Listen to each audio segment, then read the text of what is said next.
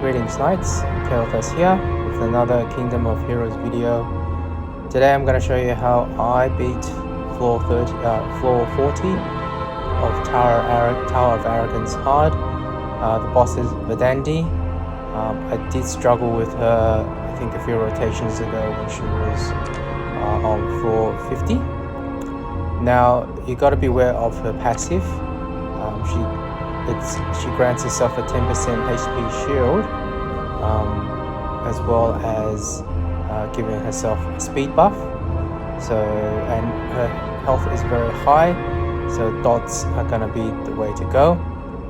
I did try my traditional Freya, Jara, Cersei team to try and tank that way, but it didn't work. So I've settled on this team, which finally did work for me. So rather than trying to use invincibility, I had to basically use Amon to tank and Vivian to keep Amon healed up.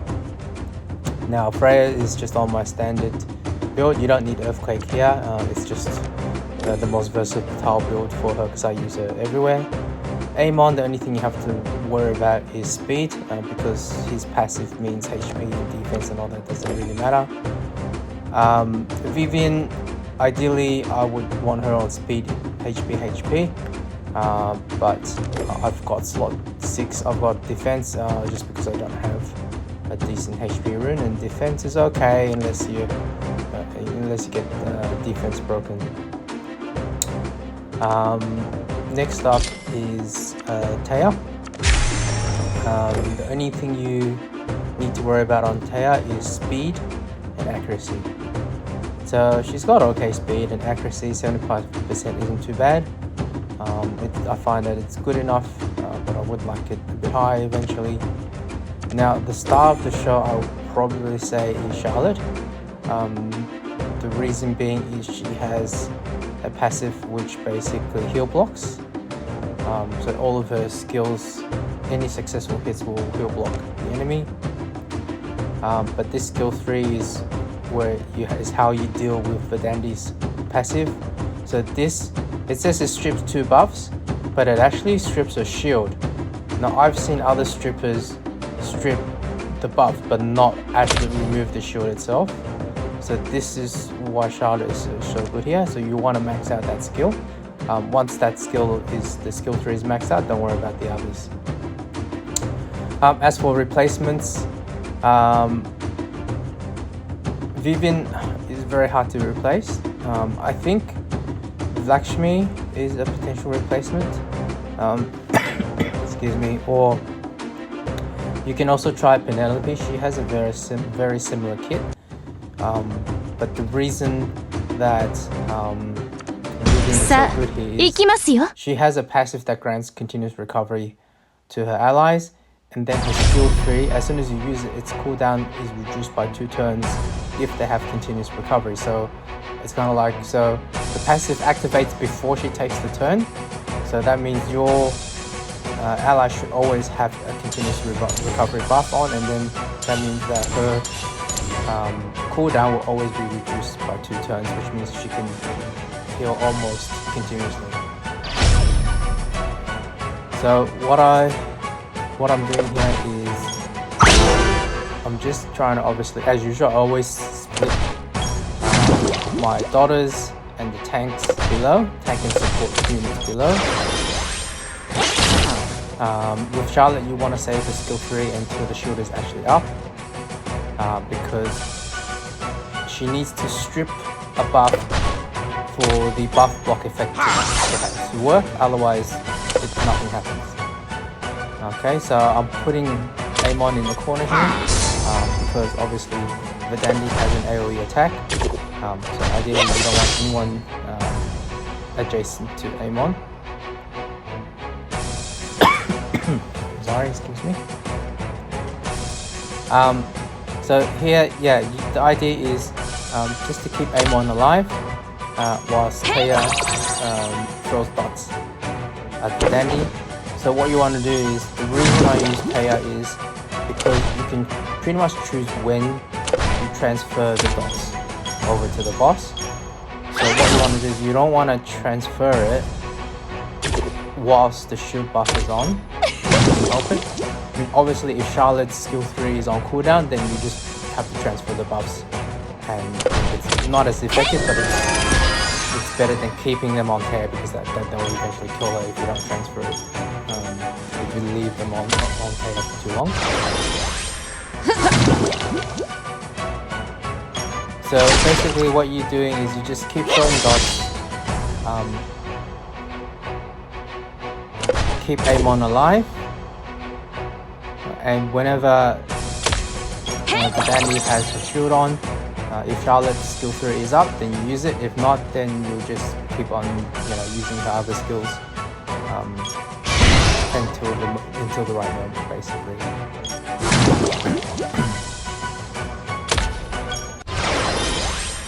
Now, Charlotte's skill 2 is also really good.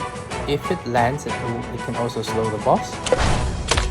And the heal block is part of the passive, so it looks like she's throwing 2 buffs with that skill, but it's actually just as slow. So as you can see, the Dandy has that buff block, so that's why her passive is not activating, which means obviously she's going to take a lot more damage from the dots. So basically, what I'm doing is as long as the Dandy's shield isn't up, I'm transferring ASAP. So you see that when Amon had continuous recovery, as soon as Vivian healed him, the cooldown reduced by 2 turns.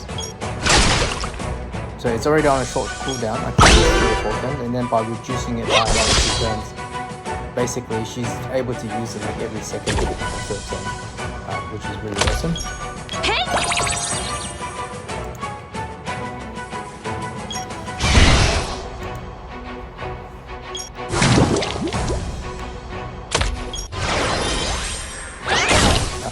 So that is going to happen, unfortunately, because bosses already have a good amount of resistance. But in this rotation, all units, I think it's from floor 13 upwards, have increased resistance of 50%, which is a lot, and it's really hard to land with debuffs on the boss. But really, it's not a big issue here because of Vivian's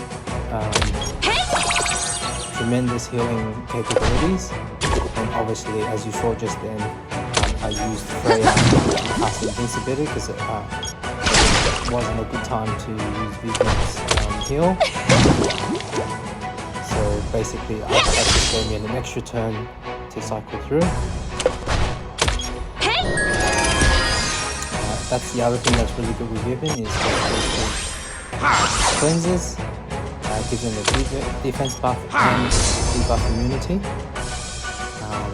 The Laxmi's one is very similar, but you just don't get the defense immunity. So as you can see, I'm just chipping away and transferring dots when I can. Ideally, when the shield's down, but if not, then if the Dandy shield is up, I will try to save up 3 dots on the KO before I transfer. If the shield is down, I will just transfer whatever. If I have dots to transfer, I will just transfer as soon as I can. Okay, so as you can see, we're getting fairly close. Looks like Amon's gonna die next turn.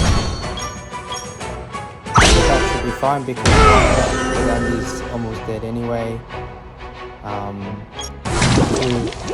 I've still got Freya who can cast invincibility, and Vivian can keep Freya alive as well if needed. So here, there's kind of no point casting invincibility, so I might as well try and throw an extra dot, which should resist it anyway. So it's just a matter of now just chipping away. So ToAH's got 3 dots ready to transfer. So that should be enough to kill her. So I don't need to worry too much now. shots. Hopefully they don't miss it. Excellent. Okay. Keep chipping away. It's not much, but every little bit helps. You know, Freya's got continuous recovery, so that's why I have to go on Freya. And then just in case, you know, casting just in case something goes wrong and I need a few extra turns. But yeah, we're getting close down. Okay, I lost the movement, but not a problem. As you can see, she had enough dots on her to finish her off.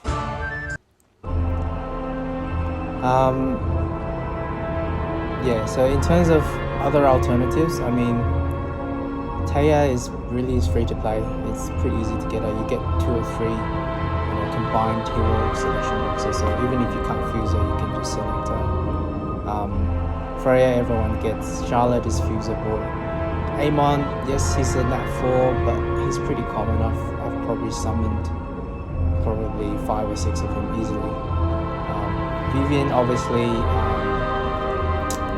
is a problem. Not a problem, but she is not quite free to play. I mean, it depends how you look at it. I mean, I have an alt, as you know, and he did a 110 pull on the Vivian banner and summoned both Vivian and Dryas. So it all comes down to RNG. But like I said, look, Lakshmi is a potential replacement, but she needs to be max skilled, especially passive. Otherwise, Penelope is a very good option.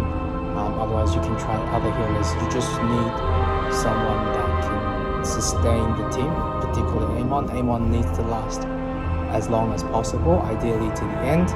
My one didn't last to the end, but you know, I had Freya and Vivian to kind of continue tanking the last few turns there. Any more turns than that, I probably would have lost. So there you go. That's the strategy, and good luck with your run.